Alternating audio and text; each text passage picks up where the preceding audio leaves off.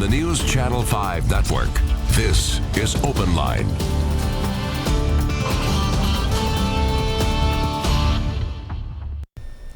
Hello everyone, welcome to OpenLine. I'm Ben Hall. We're focusing tonight on one of the most emotional issues facing the Metro Council.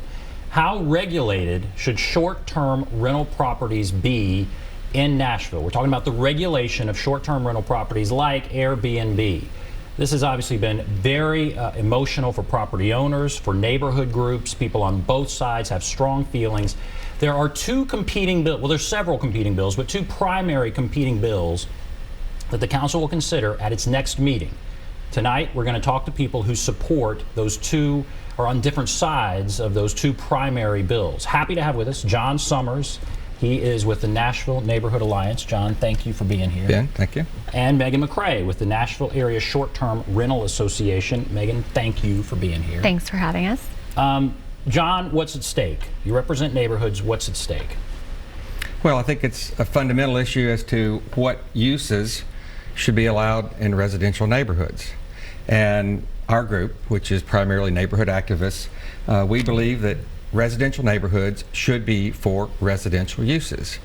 And so the bill that we're supporting, 608, would phase out over 3 years to give the investors time to recoup some of their expenses, would phase out the non-owner occupied short-term rentals from our residential neighborhoods. You could still have them in commercial zone districts, multi-family, mixed use, but you wouldn't be able to have them in the R and RS districts, which is where most of us live.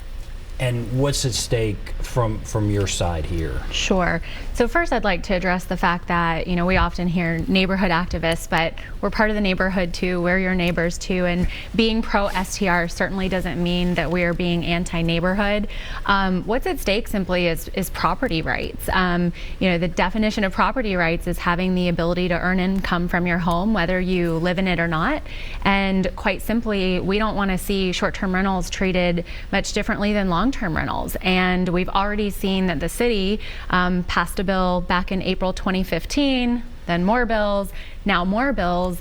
I think we've proven that if we continue to do that, where does it end? And I think that's our concern, is that if we start to little by little let go of those rights, where does that leave us, and where will we end up?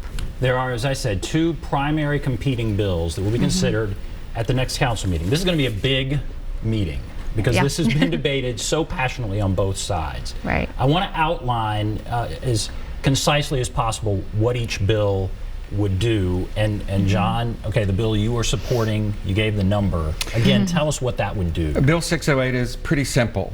We now have three types of STR permits: owner-occupied, non-owner occupied, and multifamily.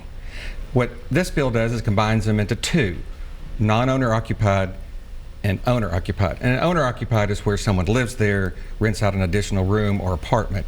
The non-owner occupied, no one lives there. These are like mini hotels. These are like self-service tourist accommodations. That's really what they are. They're businesses. And our bill would simply phase those out of our R and RS zone district, which is what 95% of Nashvillians who live in a home live in an R and RS district. The bill that you're supporting, this was an attempt at a compromise. Jim Schulman was on the show. He tried to come up with some sort of compromise. I guess not everyone's happy. No. What is the bill that primarily you're supporting? Yeah, sure. So the bill that we're supporting is 937. What we like about 937 is that it addresses several of the issues that were raised by folks who are in opposition to short-term rentals.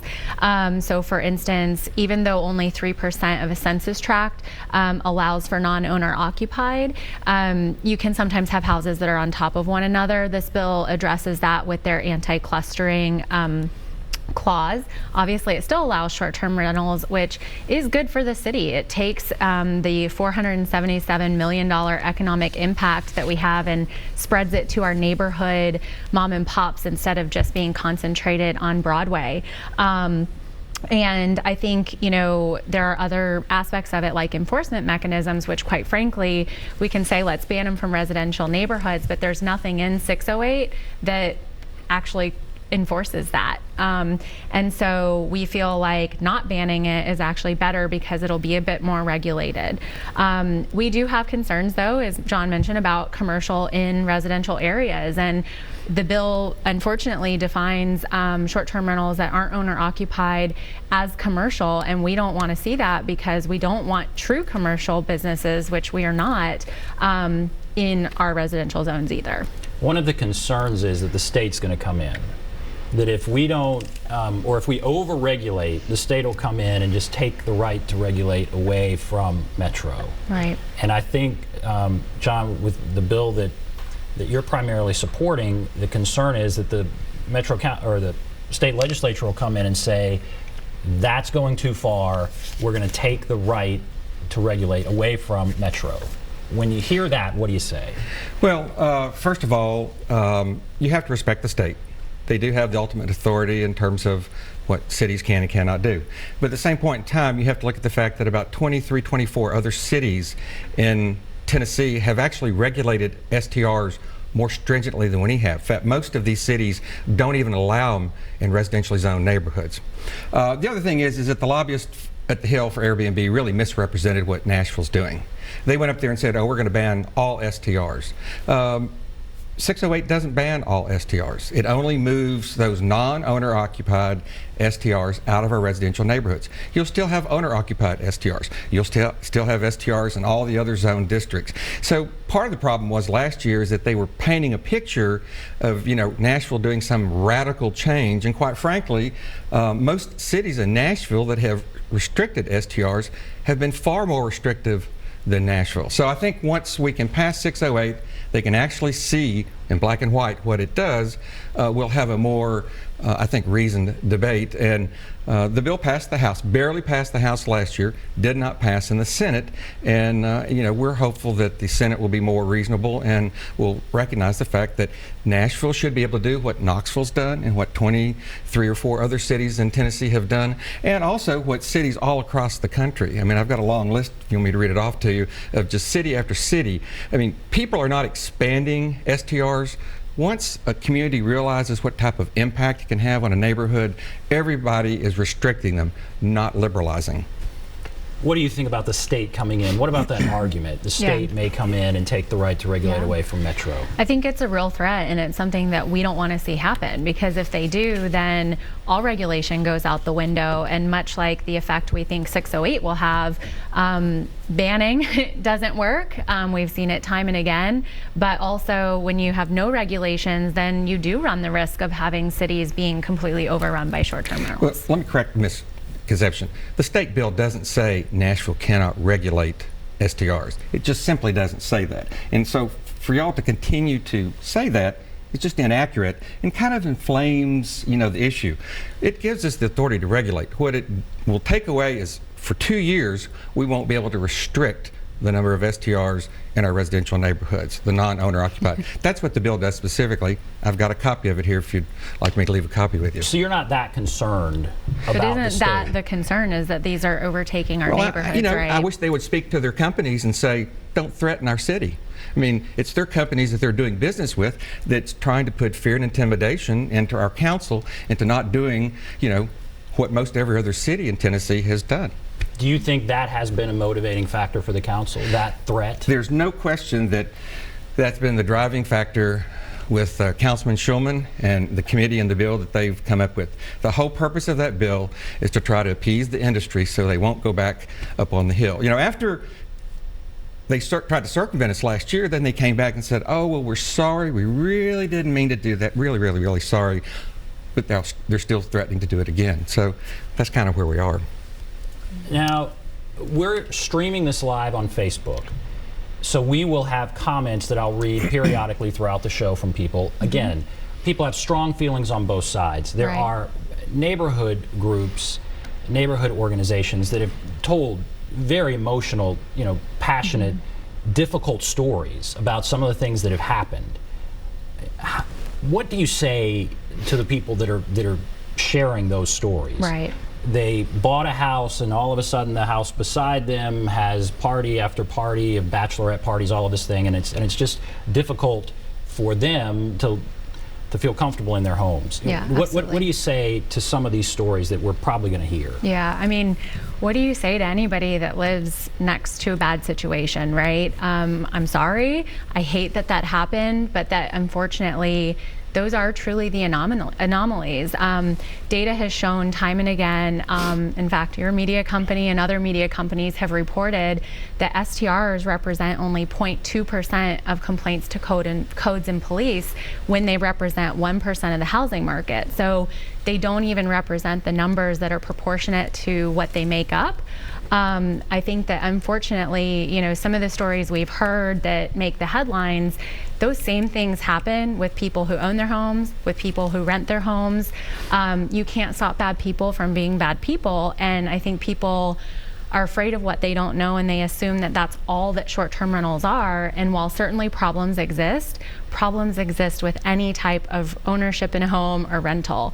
And quite frankly, you can actually do more if there's a short-term rental living next to you than a long-term renter, right? If somebody calls me as an owner and I've got a complaint, or I see it on my security cameras, or I get an alert from my noise software, I can get ahead of that. I can go and tell the people to stop, or they have to leave. You can't do that with a long-term rental. You just can't. And so I think people really need to think about that and listen to, you know, not just those stories, but look at the data. And quite frankly, it surprises me at the lack of attention to data that actually exists now. What do you think about that, John? Well, she's playing apples and oranges here. I mean, the story that was done in the Tennessean, I think y'all may have picked it up as well. Some of the other news stations did. You know, for about, you know, at the time, 2,500 permits that we had about 1,000 of those that had complaints on them. So while 1,000 complaints in the whole big scheme of Nashville is not very many, for the number of short-term rentals it's a very high number. The other thing is that, you know, the stories, these people are telling what's actually happening to them. And, you know, the thing is, when, you know, you brought up property rights, she did as well. I think it's a good thing to say, because people that live in their homes have property rights as well. They have the right to the peace and quiet enjoyment of their home. And what you have, granted, you can have problems with long-term rentals. I've had problems with long-term rentals nearby. But the thing is that what you have is a constant turnover, week in and week out, people coming and going. It's not necessarily the wild party that gets you, it's just the constant noise and change that you have over time. As Council Lady Angie Henderson says, it's a death by 1,000 cuts. So what this does, you know, the people that bought their homes, I bought my home, I didn't expect to have a mini hotel next door. And we've only had this ordinance for 2 years, and we've had so much trouble out of it compared to other land use issues and land use policies out there, that I think, you know, it deserves special attention. And the other thing I would say is that, you know, you can talk about enforcement, but we have right now 2 people in the codes department working on these. 937 provides for 0 additional codes inspectors I want to talk and about 0 enforcement. additional police I want to talk about officers. enforcement when we come back, because that's Sure. a big part of all of this. We'll Absolutely. take a break, talk about enforcement when we come back. If you want to call, there's the number. There are a few lines open, 615-737-PLUS, 615-737-7587. We're also streaming this on our Facebook page. Put a comment down below. We'll read some of them on the air. We'll be back right after this.